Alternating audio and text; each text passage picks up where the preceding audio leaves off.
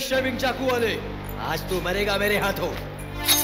দেশের সিনেমা প্রেমীদের মন মজেছে দক্ষিণ ভারতের সিনেমা মহারাজায় এমন কথা বললে ভুল হয় না। কারণ গত বৃহস্পতিবার রাতে নেটফ্লিক্সে মুক্তির পর থেকেই দর্শক সমালোচকদের প্রশংসায় ভাসছেন নিথিলান স্বামীনাথন পরিচালিত সিনেমাটি।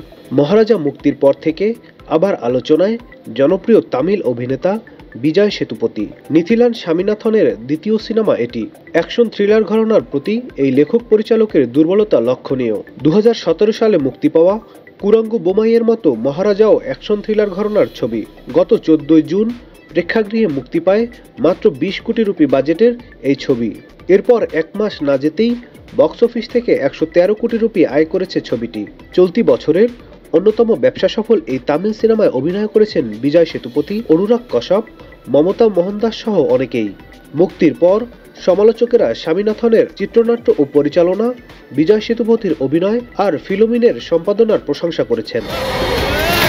Nadim Hasan, channel i. এখন জন্ম সনদ দিয়ে খোলো বিকাশ স্টুডেন্ট অ্যাকাউন্ট। নিজের বিকাশ নিজে কর।